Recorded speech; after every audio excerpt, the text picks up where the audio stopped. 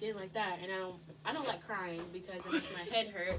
And I was about to start crying, so I'm just gonna stop talking. Because if my head hurts, I'm gonna start crying more. Then I'm gonna start crying because I'm crying. So I just don't talk about it because I just don't like crying. I mean, I can show all the other emotions, but sadness is kind of like it's weakness, and you know, around. But how is sadness weakness? Because it's not a weakness, but when people see you upset, especially police, they take that as, like you said, I've had to learn how to be strong, so it's hard for me to. So okay, so here's one thing that I want you to understand. It's not. Don't look at it like police. Police are people. People get positions. Those positions are how they decide how they're going to function in those positions. So, like, I know you've seen the meme, like, it's not just police officers, like, it's teachers, it's the clerk at the grocery store, like, it's people. Now, it just so happens to be that the police officers and the way that some of them are handling their authority is what's in the light today. That's what sparked what's going on now, because it's caught on camera about the way that certain police officers choose to do their jobs, including the ones that stand by and watch it happen. So I think one thing that we have to separate is any authoritative position, right?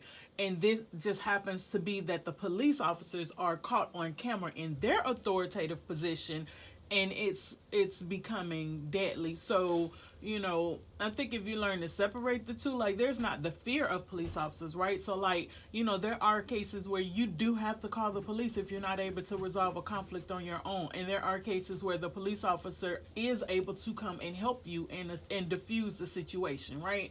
But there are cases where you do, like, you've been in the car with me when I get pulled over, right? Remember that time that we was coming back from Hilton Head, and I got pulled over for speeding. Like, you know, the police officer, you could tell he was nervous. He could tell I was nervous, but he wasn't me. You know what I'm saying? So you can't go into every situation thinking it's going to automatically be a conflict because of the position that they hold. However, you also have to be aware that certain people hold certain positions. Like, we don't just want police officers to stop beating and killing and mistreating and judging us. We also want the judges to stop doing that. We want teachers to stop doing that. We want restaurant owners and doctors. You know, we're not treated fairly when you go to a doctor. Think about, you know, you go and you tell the doctor something's going on with you, the likeliness of you being treated for that versus them shrugging it off. So there are certain injustices and unfairnesses that happen, especially in black and lower income communities, and so that's what we're fighting against. So it's that the police officers right now are what's in the forefront, because it's always something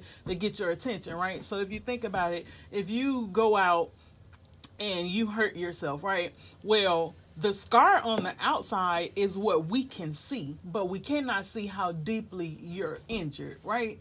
You can feel it because you're the one who sustained that injury. So you know it's more than just what you see on the outside, especially when you start to heal. If you touch that spot, then you're sore a little bit again, right? So that's what we're talking about in regards to the police officers being in the forefront, and, you know, certain injustices that we have. Only certain people understand it if you've experienced it. And then you got to realize too that you and y'all are in a little pocket to where you understand, but you still haven't experienced it as deeply as someone else who actually got beat or actually lost a parent due to that violence, or, you know, that so there's like layers to it, right? So we have to be careful to channel our emotions. Like, absolutely you can cry whenever you want to. Sometimes in the middle of the day, for no reason, I stop and cry, because at that moment, like, that's what I need to do in order to regain focus.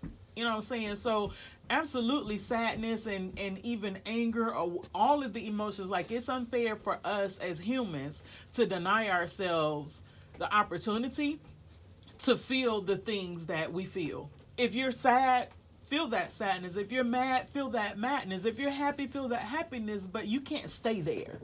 You know what I'm saying? Like, you have to figure out, now that I've finished crying, how many times have you personally seen me personally cry? And then I'm like, okay, let's figure out what's for dinner and eat ice cream, because now I've gotten that negative energy out of my system, and now I gotta regroup. And we don't have the answers. I don't have the answers. Like, every day I'm faced with a multitude of decisions that I have to make. And every day that list rolls over to the next day, I might be able to knock one thing off the list, or I may be able to lessen something on my list. So I still have another list tomorrow of things I have to do. And if you think about, in the big scheme of the world, right? Just little old me with the stuff that I have to do. I have to maintain the whole house and the dog and children and myself and my friends and my extended family and daddy's property. But then I also have to sit here and figure out my role in the world, right? So, like, on the whole planet, like, what is my role, and what am I responsible for? What can I do? And sometimes that's overwhelming, because it's billions of people in the world. Who am I but a little speck of dirt, But at the same time, the ripple effect that I have, I know that I wasn't here just to come and drop children off on this planet and then leave again. So what can I do without being overwhelmed with thinking about that decision? So when you encounter things, and as you've seen yourself, when you encounter things that make you feel some kind of way, like, sometimes I have to unplug from social media. And it's funny because I work so much. Like, I get finished with my corporate job, and then I go and start making clothes for people or doing house repairs and stuff. So I don't get information. I don't sit and watch TV or whatever. So I get information from social media with certain people that I trust, right? So I know that if certain people post things, they've done the research. And now I can branch out and say, okay, well, let me go and read up on this. But sometimes it's so overwhelming. Like with you, what you were saying about TikTok, like you see, you scroll and scroll and scroll, and you see it's so much, like, it's consuming. So it's like you want to be knowledgeable, but at the same time, when your spirit says you're overwhelmed, pull back. You're not going to miss nothing. You're not going to miss anything. I have a go-to movie or a show or a book or something that when I need to clean my spirit because it's too much. Like when I had my moment yesterday, it was just a lot going on. And sometimes my brain just don't want to think about something, or I don't want to make a certain decision, or I don't want to be swayed by somebody else's opinion. Like, if you have a lot of intensity and intense feelings coming at you, and even the way that somebody says that sometimes it could change your whole demeanor, you have to reclaim that. That's why I like spending time outside. Like, the birds be singing and chirping, and the dog be running and playing and stuff, and it's not that I want to, like they say, stick your head in the mud like ostriches do when they get scared. It's not that. Sometimes you have to detach. You have to pull back. You have to be able to save yourself, your sanity, and your spirit, and you have to pull back and from everything that's going on. But you can't stay there, right? Because we still live on the same planet that we're going to get out and go in the midst of. So now you have to figure out how to go back into reality, right? But then you have to figure out, how do I be who I am in the midst of reality? So you're going to see, that's how come if you look at a real protest, you'll see the people that, pumping their fists and speaking loudly. You'll see somebody standing there silently with a sign. You'll see somebody standing there silently with their fist up. You'll see somebody that might say something and stop. Like, you have to be who you are in the midst of all of it. And the main thing that we have to do is to figure out who we are and where we fit in the whole world. And you have to control that, because otherwise the world is going to control that, and it's going to damage you. So if you feel sad, cry. Or if you feel upset, whatever, like, most of the time, if you see me outside doing something in the yard work, it's because I have a lot of intense feelings going on, and I don't want it to cause me to die. I don't want heart disease or, anything internal to happen to me because I'm suppressing what I have, because we aren't meant for that. If Cinnamon want to bark, she bark. She don't be like, well, I can't bark today, because she don't care. That's in her spirit to get it out. So that's what we all have to do. But it's hard, right? Because we've been taught to suck things up. And it's not that somebody sit there and tell you, hey, suck it up. But I think it's just one of those unconscious, subliminal things that we've learned how to suck things up. But I always told y'all, if you want to cry, go ahead and cry. But all right, how long we gonna cry about it? So we have to get to a point where you have to learn how to control it and don't let the situation control you. You know what I'm saying? And talking about it helps, because you might have questions, or you might have a perspective that wasn't previously considered, or just to be able to know where you are, how somebody else feel about it. All of us aren't gonna agree. All humans are never gonna agree, on things, and you have to figure out what you're okay with, and you have to figure out where to go from here, because when the media stop talking about it, or when things are not in your face, that doesn't mean that it doesn't exist anymore. So how do you figure out how to handle yourself in the midst of it? Like, you have to, like you said, put your own life jacket on before you try to save somebody. Like, you got to figure out how to say. I have to figure out, with everything on my plate, how to save myself, how to keep myself from dying, because if I leave, who do y'all have? Right? So I got to think about that every day. So if that means that I got to cry in order to get that out of my heart so I can have a clear mind, then I got to go and cry. It's my responsibility to go cry, get that off my spirit, and then come back with a clear mind to y'all so that I can handle it. How many times I went in my room, closed my door, went and cried, and came back out and been like, okay, you do the dishes, you go do the living room, you going to do, because this is what we need to do in order to control what we're able to for now. Like, you start with what you're able to control, and then you branch off from there. So yeah, if you want to, don't break nothing in my house and don't break another human.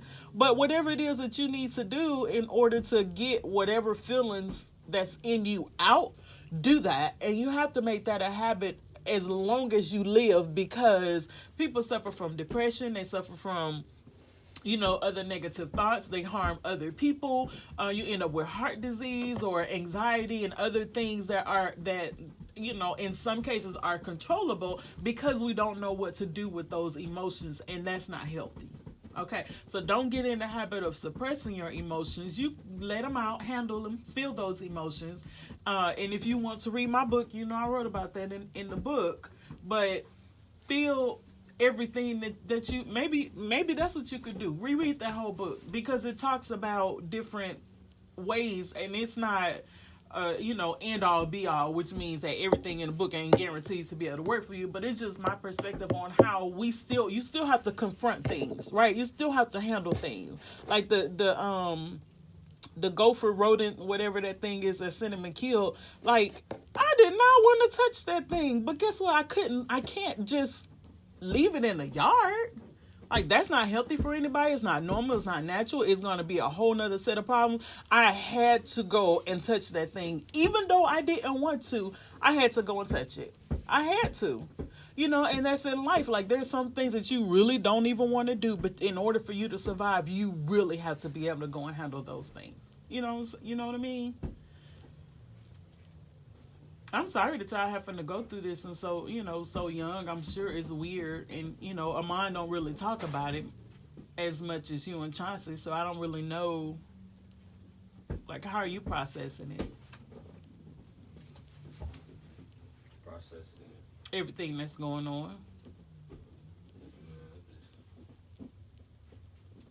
I really don't worry about it too much. But that's just pretty much being your personality in life anyway. Yeah. I guess you don't really worry about things until it's in your face and you have to deal with it, huh? Yeah. Oh, I know. Like, man. What are you, a Leo? What are you? Guitars. Yeah. A what? Guitars. Oh. That was their personality. Oh. I'm making lunch. No. Did y'all want lunch? What are you having? I'm making chicken sandwiches. Huh? Chicken sandwiches. Chicken. Oh, like a patty? Some chicken patties. Oh. I was gonna make some.